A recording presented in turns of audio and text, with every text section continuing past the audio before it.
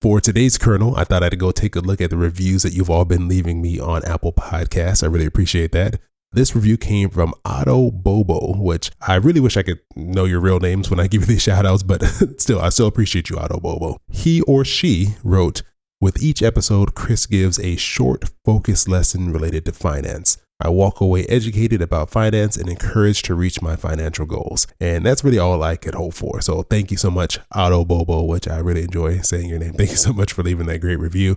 Appreciate you and hope you enjoy today's episode.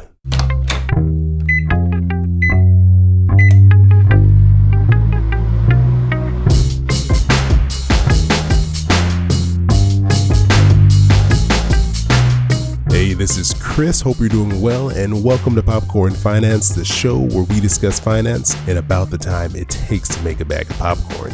Today, we're going to pop back into our Investing 101 series. And so for those of you who don't know what the series is, you're new to the show, or maybe you just never caught one of those episodes, think of this like taking a finance course, but in bite-sized pieces.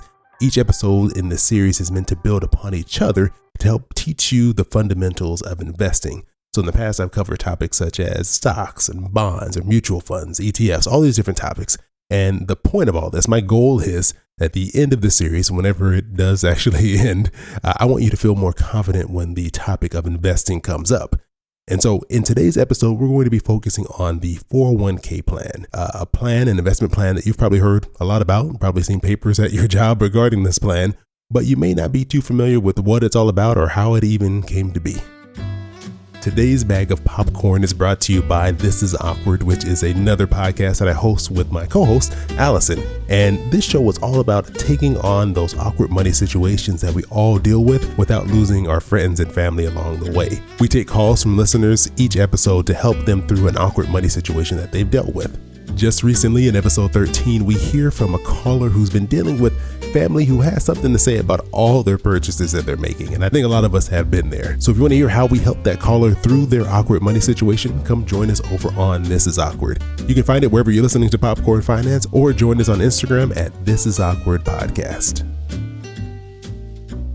I know that many of you have probably received a thick booklet from your HR department at work, and it's all about your 401k plan offerings at your organization. And you probably don't get any help other than being handed that book. And that's why I want to dive more into the 401k plan in this episode. It seems like these plans have been around forever. I mean, when you think back, especially for us who are younger, people who are in my age range, it feels like these plans have been around forever. But the origins of the 401k plan are just roughly 42 years old. And this goes back to when Congress passed the Revenue Act of 1978, which made several changes to the Internal Revenue Code, which I think many of us have heard it referred to as the IRS tax code. And one of the changes that was made was the addition of Section 401k. And this section allowed employees to avoid being taxed on a portion of their income that they decided to receive as deferred compensation. And so that's why you often hear these plans referred to as deferred compensation plans. You're deferring some of your income to be received later down the road in retirement.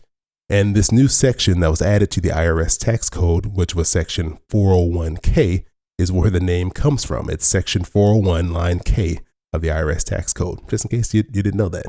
So at this point in 1978, when the Revenue Act was passed, there still isn't an official 401k plan, but this just laid the groundwork. In 1980, a benefits consultant by the name of Ted Benna was researching ways to design a more tax-friendly retirement program for a client.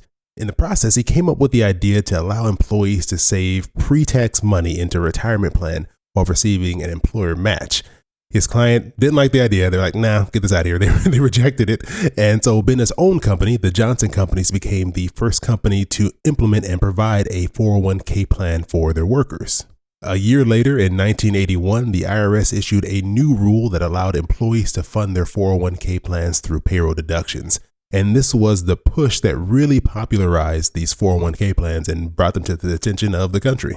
Within 2 years, in 1983, almost half of all large companies were offering 401ks, or they were at least considering it. Fast forward to 1996, and 401k plans held over $1 trillion in assets, and more than 30 million people were participating in these plans. In 2001, the Roth was created, and I think many of you are familiar with this because you've probably heard of Roth Iras. And this was a new approach to these plans that allowed you to contribute money after tax, and then allowed that money to grow without incurring any new taxes, essentially allowing you to withdraw this money tax-free once you retired. So this is the birth of the 401k plan, or at least a description of it in about the time it takes to make a bag of popcorn. In the coming weeks, I plan to continue to take a deeper look into these 401k plans. What are they all about? How do you use them? What are the rules? We're going to take a deeper look to hopefully help you feel a little more comfortable when you open up that 401k packet from work. So as always, I appreciate you joining me here for another bag of popcorn. I hope you have an amazing rest of your week. And remember to register to vote.